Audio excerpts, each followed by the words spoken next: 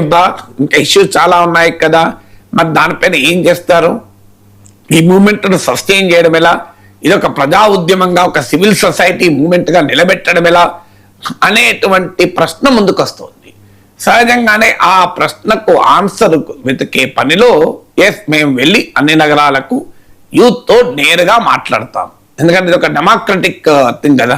మీరు ఎప్పుడన్నా చూసారో రాజకీయ పార్టీలు ఆ రకంగా వెళ్ళి ప్రజలతో నేరుగా మాట్లాడడం? ఇప్పుడు మీకు అఖిల భారత నాయకులు వస్తారు, ఎవరితో మాట్లాడతారు?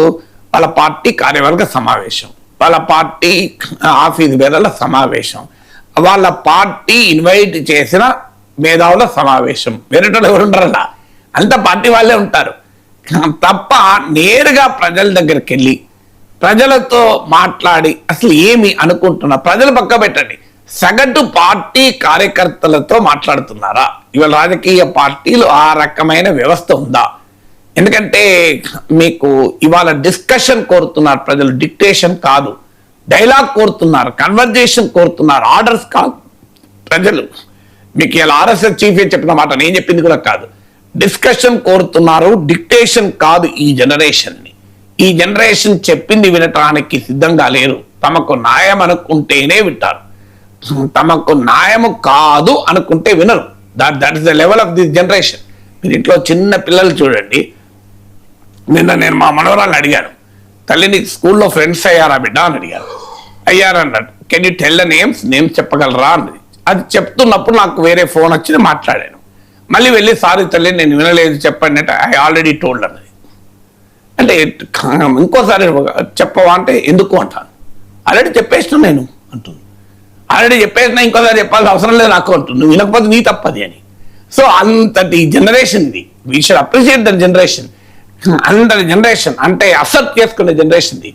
అందువల్ల ఈ జనరేషన్ కొంతమందికి అది అరగెన్స్ లాగా కనబడచ్చు, కొంతమందికి అది రివోల్ట్ లాగా కనబడచ్చు. కానీ it is an assertion of self identity, ఒక సెల్ఫ్ రెస్పెక్ట్. ఇలా పెద్ద పెద్ద నాయకులు ఎలా మోకరిల్లుతున్నారో చూస్తున్నాం, శృతిమించిన పొగడ్తలతో ఎలా తలవంచుతున్నారో చూస్తున్నాం. తమ ఆత్మ వ్యక్తిత్వాన్ని కూడా పక్కకు పెట్టి అసలు పక్కవాన్ని పొగడడంలో ఏ స్థాయికి వెళ్తున్నారో చూస్తున్నాం. కానీ యూత్ అలా లేదు. We're not here to take your orders, we're here to tell our grievances. మా అభిప్రాయాలు చెప్తాము. ఒక డైలాగ్ కోరుతున్నారు, కన్వర్జేషన్ కోరుతున్నారు, ఒక పార్టిసిపేషన్ కోరుతున్నారు. లీడర్షిప్ కోరడం లేదు, పార్టిసిపేషన్. ఇలాంటి జనరేషన్ అడ్రస్ చేయాలి అంటే ఖచ్చితంగా వాళ్ళతో మాట్లాడాలి, వాళ్ళతో చర్చించాలి, వాళ్ళతో డిస్కస్ చేయాలి, వాళ్ళ మాట వినాలి. అందుకొరకు ఒక నేషన్ వైడ్ లిసనింగ్ టూర్ పెట్టడం మంచి ఆలోచన. అట్లీస్ట్ గ్రౌండ్ లెవెల్లో సిచ్యువేషన్ ఏంటి, ప్రజలు ఏమి భావిస్తున్నారు. ఎందుకంటే మన పొలిటికల్ కమ్యూనికేషన్ అంతా one way communication, public communication మొత్తం. మేము చెప్తాం మీరు వినండి. నాయకుడు బహిరంగ సభలో గంట సేపు ఉపన్యాసం కొడుతూనే ఉంటాడు. మీకు ఆ జనం అంతా ఇని కేరింతలు కొట్టాలి. అప్పుడప్పుడు నాయకుడు హావభావాలను బట్టి చప్పట్లు కొట్టాలి. ఆ నాయకులు గ్యాప్ ఇస్తాడు, కావాలనే కొంత ఇట్లా ఒక్కసారి రౌజ్ చేసి గ్యాప్ ఇస్తాడు, అప్పుడు చప్పట్లు కొట్టాలని ఇండికేషన్. సో అలా మీకు వన్ వే కమ్యూనికేషన్ ఉంది కదా, ఆ వన్ వే కమ్యూనికేషన్ ఛేదించి ఒక డైలాగు, కన్వర్జేషన్, ఒక ఇంటరాక్షన్కి వెళ్తే సంతోషమే కదా. E20 పెట్రోల్ కు వ్యతిరేకంగా కేజ్రీవాల్ ఉద్యమం స్టార్ట్ చేశారు. ప్రధాని నివాస మార్గంలో నిరసన తెలియజేశారు. ప్రజలంతా కలిసి రావాలని కూడా కేజ్రీవాల్ పిలుపునిచ్చారు. ప్రొఫెసర్ గారు, ఇప్పటి వరకు ఏ పార్టీ కూడా విధానపరంగా E20కి వ్యతిరేకంగా పోరాటం చేయలేదు. వాహనదారులు మాత్రమే అభ్యంతరం వ్యక్తం చేస్తున్న పరిస్థితి. ఇప్పుడు ఆప్ E20కి వ్యతిరేకంగా పోరాటం స్టార్ట్ చేసింది. సరే, E20 ఉద్యమం మరో నీట్ ఉద్యమంలా ఉధృతమవుతుందా? అంటే మీరు అన్నట్లు ఆ పోరాటము నేరుగా ఒక పెద్ద మూమెంట్ కు పిలిపివ్వలేదు ఏ పార్టీ, కరెక్ట్ అది. కానీ పార్లమెంట్ లోను బయట E20 పెట్రోల్ పైన అభ్యంతరాలు చెప్తూనే ఉన్నారు రాజకీయ పార్టీలు. పంజాబ్ శాసనసభ ఏకంగా E20 పెట్రోల్ పైన తీర్మానం కూడా చేసింది. మీకు ఎందుకు అంటే మీకు లేటెస్ట్ నేను చెప్పాను ఇది కూడా, సీ ఓటర్ సర్వే ప్రకారము మీకు more than 50% of NDA voters అంటే 2024లో ఎన్డీఏకు ఓటు వేసిన వాళ్ళలో 50% పైగా E20 పెట్రోల్ పైన ప్రభుత్వ వాదన అంగీకరించడం లేదు. E20 పెట్రోల్ వల్ల మాకు మైలేజ్ తగ్గుతోంది, మెయింటెనెన్స్ కాస్ట్ పెరిగిపోతుంది, వెహికల్ ప్రాబ్లమ్స్ వస్తున్నాయి అని చెప్తున్నారు. ఇది సీ ఓటర్ సర్వే. మీరు సీ ఓటర్ అవసరం లేదు, మీరు ఎవరైనా సర్వే చేయండి, ఇంక్లూడింగ్ ఎన్డీఏ ఓటర్లు కూడా అసంతృప్తి ఉన్నారు E20 పెట్రోల్ పైన. మీకు ఇటీవల కాలంలో నీట్ ఎగ్జామ్ ఒకటి, రామ మందిర విరాళాల దొంగతనం ఒకటి, UGC social justice guide lines ఒకటి, ఇలాంటి అంశాలపైన ఎన్డీఏ ఓటర్లే తిరగబడ్డారు.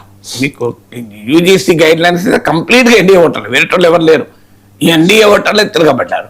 సో క్లియర్గా ఎన్డీఏ ఓటర్లే ఈ అంశాలపైన తిరగబడుతున్నారు. దానికి ఉదాహరణ మీకు బంకీపూర్ ఉప ఎన్నిక, బీజేపీ కోర్ ఓటు కూడా కోల్పోయారు. Upper caste, loyal upper caste middle class ఓటర్ను బీజేపీ కోల్పోయింది. 25%, 62% నుంచి పడిపోతే మోర్ దెన్ 25% ఓటింగ్ కోల్పోయింది. మామూలు విషయం కాదు.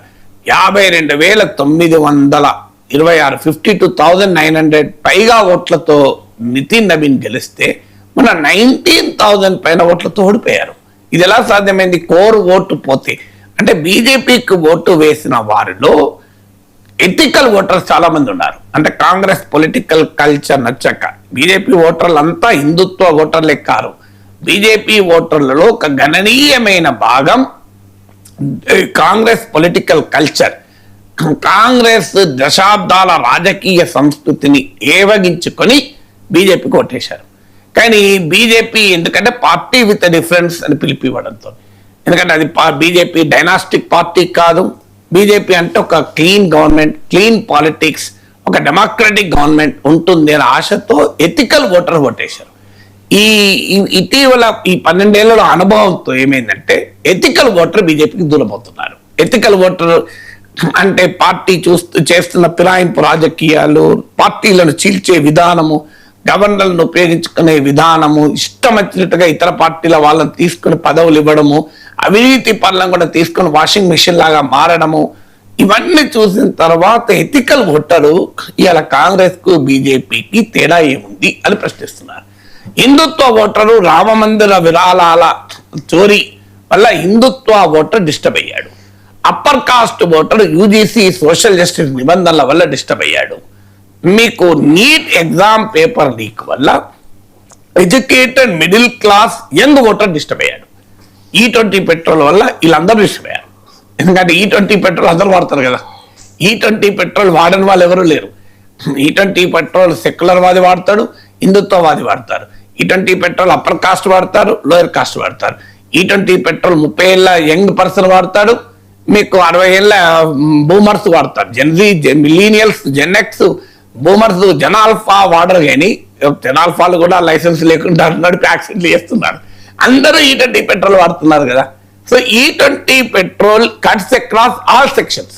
నేను చెప్పిన ఒక్కొక్క సెక్షన్, ఎథికల్ ఓటర్ ఒక కారణం వల్ల దూరం అయితే, హిందుత్వ ఓటర్ ఒక కారణం వల్ల అసంతృప్తి చెందితే, అప్పర్ కాస్ట్ ఓటర్ ఇంకో కారణం వల్ల అసంతృప్తి చెందితే, ఎడ్యుకేటెడ్ మిడిల్ క్లాస్ ఓటర్ ఇంకో కారణం వల్ల అసంతృప్తి చెందితే, ఈ అన్ని వర్గాల ఓటర్లు E20 పెట్రోల్ వల్ల అసంతృప్తి చెందుతున్నారు. అందువల్ల అపోజిషన్ దీంట్లో ఒక ఆపర్చునిటీగా భావిస్తున్నారు. ఆల్రెడీ కొన్ని యాక్టివిటీస్ మొదలయ్యాయి, మీకు జంతర్ మంతర్ల నిరసనలు. అందువల్ల ఖచ్చితంగా ఈ ప్రభుత్వాన్ని ఇబ్బంది పెట్టగలిగే అంశంగా అపోజిషన్ గుర్తించింది. ఎందుకంటే మైలేజ్ మొదట్లో తగ్గదన్నారు, ఇప్పుడు నితిన్ గడ్కరీ ఒప్పుకుంటున్నాడు, ఎస్ మైలేజ్ కొంత తగ్గుతుంది అని. అసలు మెయింటెనెన్స్ కాస్టే ఉండదు అన్నారు, ఇప్పుడు ఒప్పుకుంటున్నావు నిజమే, రబ్బర్ పార్ట్స్ చెడిపోతాయి, మెటల్ పార్ట్స్ చెడిపోతాయి అని.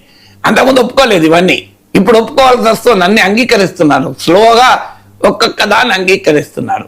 అందువల్ల డెఫినెట్ గా E20 పెట్రోల్ బీజేపీకి ఒక ఛాలెంజ్ ఉంటుంది. అయితే దానిపైన మరి మూమెంట్ నీట్ లాగా ఇష్యూ ఒక్కొక్కసారి ఒక్కొక్క రూపంలో ట్రిగర్ అవుతుంది. అన్ని ఒకే రూపంలో ట్రిగర్ కావు, ఎమోషనల్ గా స్పాంటేనియస్ గా వచ్చింది కదా ఈ కాక్రోచ్ ఉద్యమం.